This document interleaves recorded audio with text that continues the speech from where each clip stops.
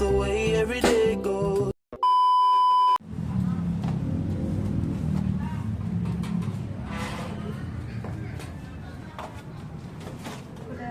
Assalamualaikum. Waalaikumsalam. Enggak, silakan masuk. Iya, terima kasih. A few moments later. Berikut video wawancaranya. Assalamualaikum Ibu, selamat sore. Perkenalkan, kami mahasiswa dari Universitas Pakuan, Fakultas Keguruan dan Ilmu Pendidikan, program studi PGSD. Kami izin ingin mewawancarai Ibu sebagai seorang guru untuk memenuhi tugas UAS mata kuliah profesi pendidik yang diampu oleh Bapak Yudi Sugiadi, MPD. Ibu izinnya, kami di sini mau mewawancarai Ibu mengenai profesionalan pendidik. Jadi dari 10 pertanyaan yang akan disampaikan 5-nya oleh saya dan 5 lagi oleh saya. Yang pertama itu, apa sih arti keprofesionalan itu bagi Ibu? Keprofesionalan. Iya. Menurut saya keprofesional itu berarti menjalankan tugas, menjalankan tanggung jawab kita dengan penuh dedikasi, komitmen, integritas dan penuh tanggung jawab. Jadi bukan hanya sekedar bekerja, tetapi kita harus melaksanakannya dengan sepenuh hati. Untuk pertanyaan yang kedua, apa yang menginspirasi Ibu untuk menjadi seorang guru? Inspirasi saya sebetulnya guru-guru saya ketika saya sekolah, terutama sekolah dasar itu sangat membekas gitu ya. Karena menurut saya guru yang mengajar saya bukan hanya memberikan ilmu, tetapi salah satunya membentuk karakter pribadi saya. Jadi saya juga ingin sekali bisa membersamai anak-anak peserta didik saya bahwa tidak hanya memberikan atau mentransfer ilmu, tetapi bisa membentuk karakter sehingga dia bisa menjadi manusia yang cerdas dan juga berakhlak.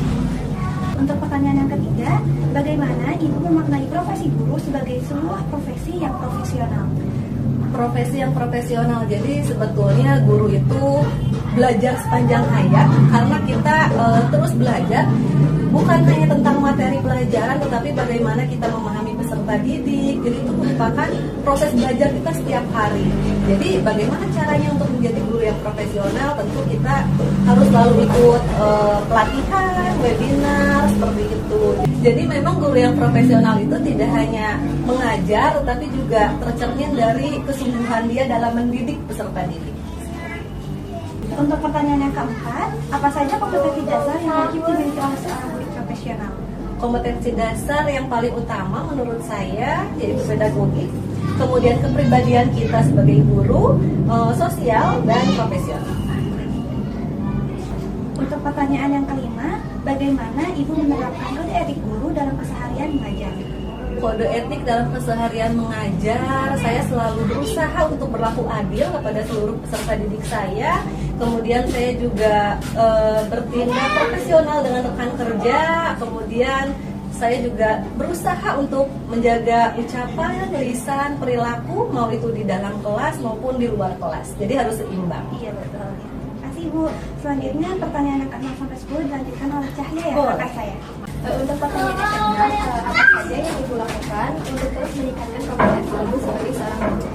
Sebenarnya guru itu kan pembelajar sepanjang hayat ya. Jadi yang saya lakukan, yang saya usahakan pertama yaitu mengikuti pelatihan-pelatihan, kemudian webinar juga. Banyak sekali sekarang platform-platform untuk mengikuti webinar di media sosial. Kemudian selain itu juga saya selalu berusaha untuk berkolaborasi dengan rekan sejawat, melakukan refleksi, kolaborasi dengan rekan kerja. Seperti itu. Untuk pertanyaan ke-7, apakah Ibu pernah mengalami kesulitan saat belajar dan bagaimana cara Ibu untuk mengatasinya? Oh tentu, kalau kesulitan-kesulitan pasti saya alami.